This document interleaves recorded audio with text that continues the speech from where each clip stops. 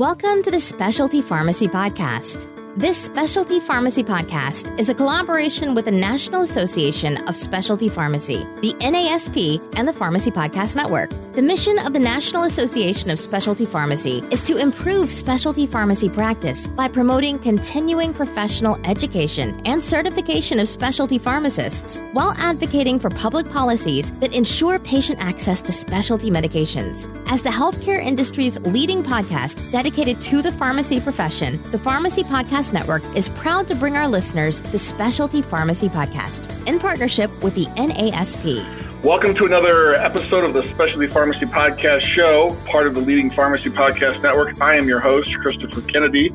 Today, our special guest is a thought leader in the employer benefits industry and the author of Cracking Health Costs, which has become an Amazon trade bestseller.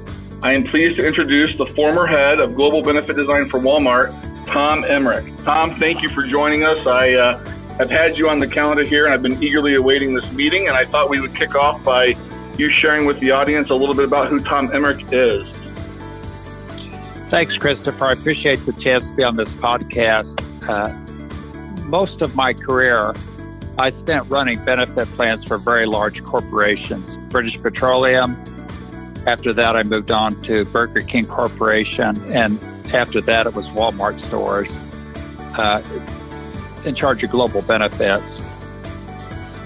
I decided to leave that world about 10 years ago and get into consulting. And the reason I did that is I was doing things for these companies that were highly effective, but they didn't like me talking very much about them because they wanted to keep some of these solutions, not put them out in the public eye that our competitors could see them and so forth. But I wanted to show other companies how to do some of the things I had been doing and launched my consultancy about 10 years ago. So those companies, I mean, those are some of the larger ones in the U.S. here. So on a employee standpoint, how many employees did those firms have? I know isn't Walmart close to 1 million employees? Yeah, Walmart had about 1 million covered lives under the benefit program, and that was a real laboratory. If you have that many lives, if you try something, you can tell in 6 months whether it worked or not. Burger King Corporation had about 40,000, and British Petroleum in the U.S. had about 200,000 covered lives. Wow, I tend to work for big companies. Yeah, well, I agree with you. Having from a quote lab perspective, to have that big of a population, I'm sure your insights and learnings were significant. I can also appreciate why a private entity would be a little bit reserved and not wanting to share the secret sauce, if you will, with others. So, what is Edison Health, and that's the new mission that you're on? Yes, and Edison Health is kind of a culmination of what I did for these corporations. I implemented some things with British Petroleum that were so effective that another British company hired me to go to work in their food division. That was Diageo, and I was in the division with Pillsbury, Burger King, Haagen-Dazs, and a few other brands. I did the same thing there, and that was so effective. I got recruited to go to work for Walmart and did the same thing for them.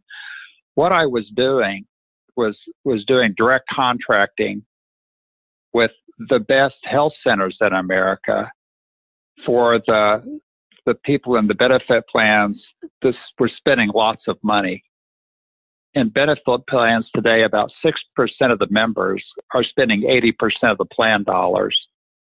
And I had a career of being very successful in managing that group.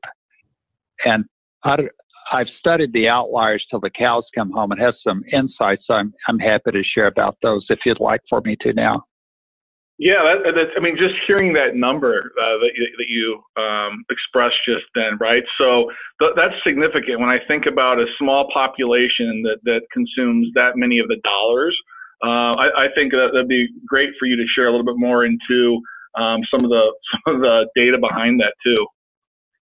Okay, great. I'll be happy to. At the time, a lot of people weren't paying attention to who was spending the money, but I was an early adopter on watching that. These outliers, the people who are spending the 6% spending 80% of plan dollars, have complex health problems and need specialty care, tertiary care. A high percentage of that group is misdiagnosed. About 20% of the outlier population, it's as true now, it was true 20 years ago, are simply misdiagnosed. They have multiple conditions.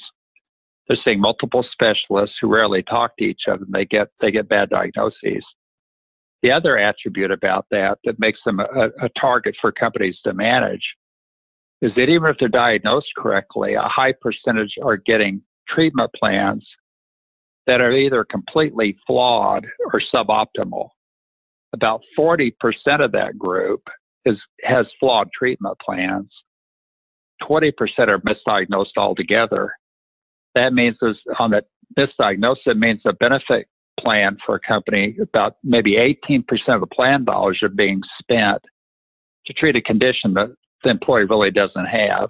And I send people to places. I figured out how to send people to places. It's shocking, Tom. It's shocking when you think about just the stakes are so high, right? And these numbers that we're hearing, to think about being in the employer's shoes who's trying to determine where to send patients to try and get them the preeminent care, to know that there's an uphill battle, even if you find a great care provider, just knowing these numbers, there still needs to be almost a check and balance to make sure it actually is a center of excellence. So I think for myself, hearing these numbers, I think about my own family, let alone if I'm an employer of 1 million employees or 40,000 employees or 5 employees. So I think it's very significant. So not to cut you off, I think I was just sitting here scratching my head. I can't believe that even is real, to be honest. Well, I give a lot of speeches. When I talk to an audience, I say, raise your hands if somebody in your family, your extended family, has been harmed by medical misdiagnosis, and 90% of the hands go up. Wow. We have an epidemic of misdiagnosis in America. There's not much written about it. I wrote about that in the book, Cracking Health Costs. And that book's 4 years old. It's still selling well because a lot of people just aren't aware of that. But give you another example. 30% of new cancer cases are completely misdiagnosed. I've been seeing that in people I was sending to centers of excellence. I verified that with Johns Hopkins, Mayo Clinic, Cleveland Clinic, and MD Anderson. They all gave about the same number.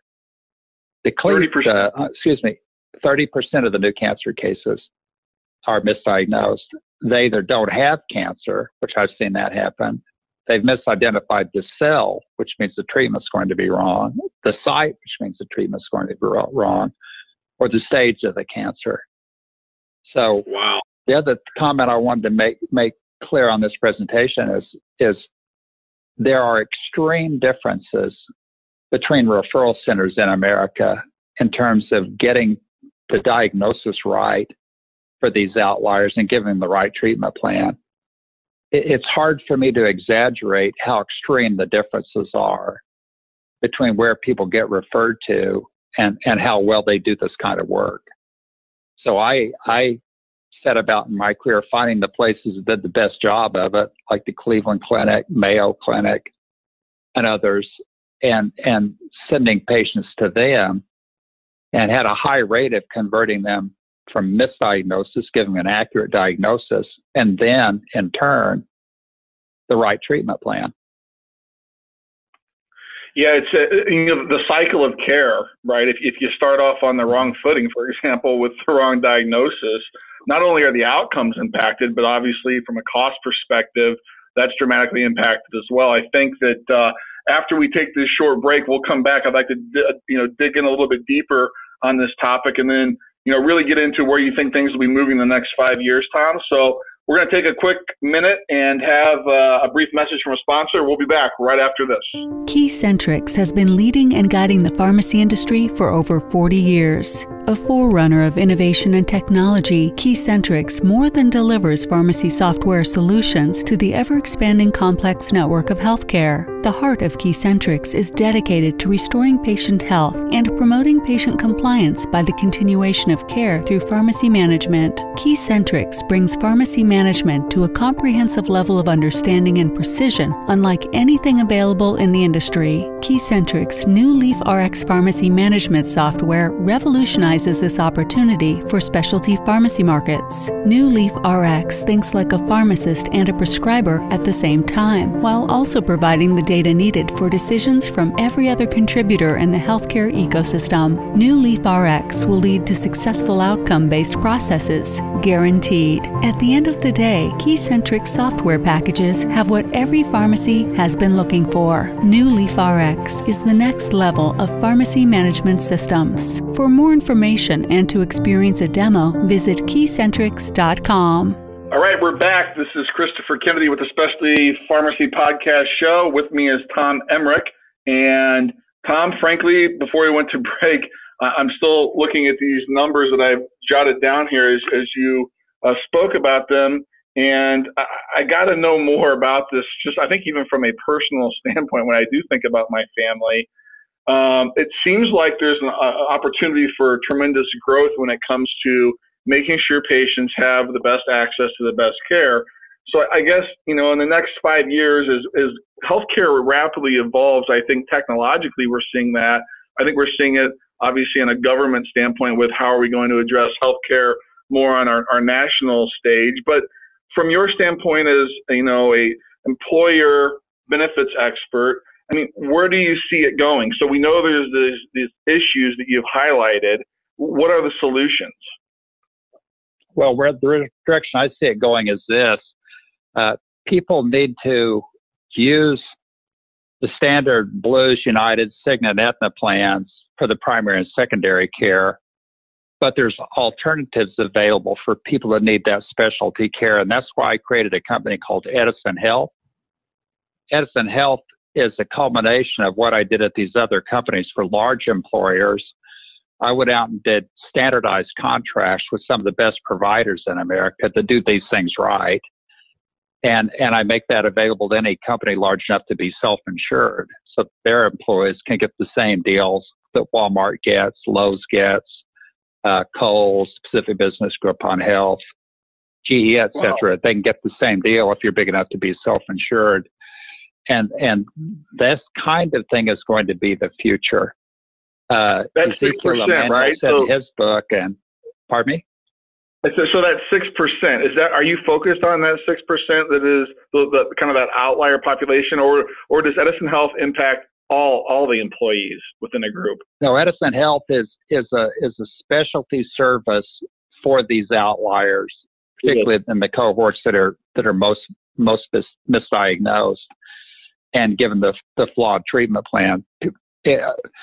People don't misdiagnose a sprained ankle. If they do, it doesn't make any difference. But if you misdiagnose the type of cell somebody has in cancer, they may die when their life could have been saved. So we focus on that small group of people who spend all the money, and we send them to places that get it done right.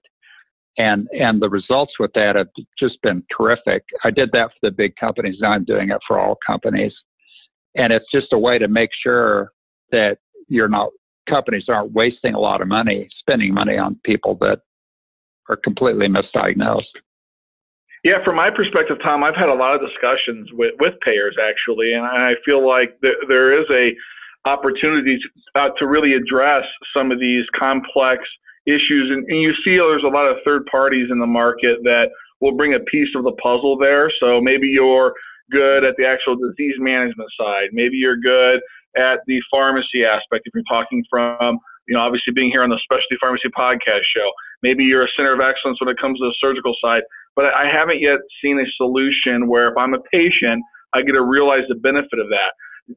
There's a case study, I believe, right, where you had the experience of pulling this. I think I read it. Was it Forbes recently highlighted the program that you worked with at Walmart? Yes, they've highlighted it. I've had a couple of good articles written about that in magazines. This program. And what was the program? It has the opportunity to change care. Sorry. Can you walk us through that, Tom, a little bit about how what happened, how you guys set that up there? Yeah, well, we created standardized contracts with some of the best health systems in America. Best not only doing care well, but getting the diagnosis and treatment plan right. That's where the big problem is. And we can sign up an employer for it. If an employee has one of these conditions, we take them to the center. We get them their appointments, get their records sent, have them diagnosed correctly. If they need surgery there, they can have it, and then we get them home. That's going to be the future. Michael Porter has said, and Ezekiel Emanuel has said, that the future belongs to payers, self-insured employers, going direct to the very best providers.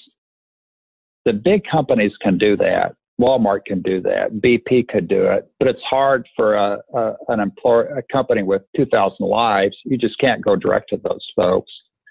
So I'm providing them the same kind of contract they could get if they had 1 million lives, making it available to companies that have 1,000 or 2,000 lives.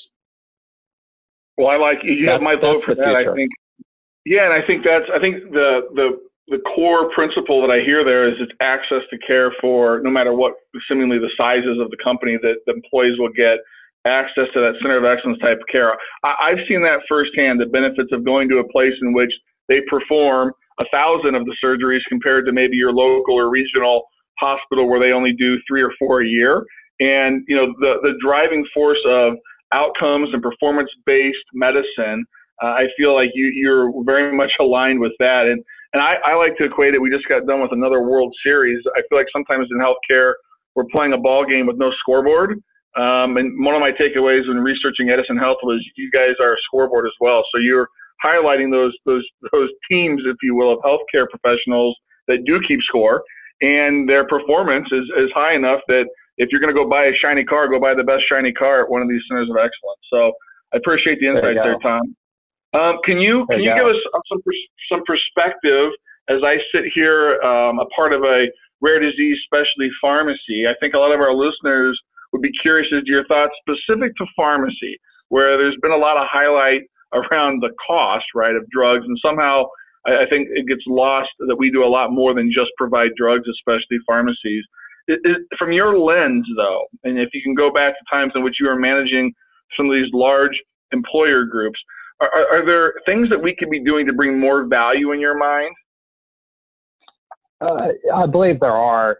And one thing we're doing when we deal with the outliers, a lot of those are surgical cases or cancer cases, but we need to spend as much time on the outliers that are pure medical cases with high spending on pharmacy as well. Those types of cases need to be managed. They need to be, companies need to contract with specialty pharmacies that can make sure the patient has the right treatment for their condition and having the supplies when they need them, and do it in a way that's makes the person taking this medication feel secure about the supply line, and have somebody they can talk to help them understand their condition better, and other things they can do in their life to cope with the condition that they have. I think it's almost a real frontier in specialty pharmacies to manage the drug spend, but also help manage the patient and making sure they're not doing things like hoarding drugs and so forth. Make them confident that the drugs are going to be there for them when they need them. I think that's a wide open frontier in the future. Companies are going to be successful in managing drug costs are going to make those types of arrangements with specialty pharmacies. I'm much aligned with you on that front, Tom. I feel the patient journey is a lot of the value that we can continue to focus on as an industry. Here at Heritage Biologics, we have launched an exciting direct-to-employer program. We call it D2E. I'm confident this approach is going to help us drive outcomes accountability in a more meaningful way. But I think it's clear that employee benefit managers are becoming more sophisticated in their shopping behaviors when it comes to partnering with healthcare providers. And I think specialty pharmacies have a great opportunity to work with leaders like yourself, Tom, to design programs that can truly improve care for patients, which ultimately that should be the objective for all of our discussions, at least here on our Pharmacy Podcast show. So with that, I want to conclude this edition of the Specialty Pharmacy Podcast. Again, I'm your host, Christopher Kennedy. I thank you for joining us here again. And thanks to Tom Emerick. Tom, we look forward to maintaining our relationship and hopefully having you on again soon. Again, thanks for joining, and we will talk to you all again shortly. Thank you. Thanks for listening to the Specialty Pharmacy Podcast. Be sure to share this podcast with your fellow pharmacists, doctors, and healthcare providers dedicated to optimal patient care. If you have ideas for future episode topics, please email the Pharmacy Podcast Network. Send your message to publisher@pharmacypodcast.com.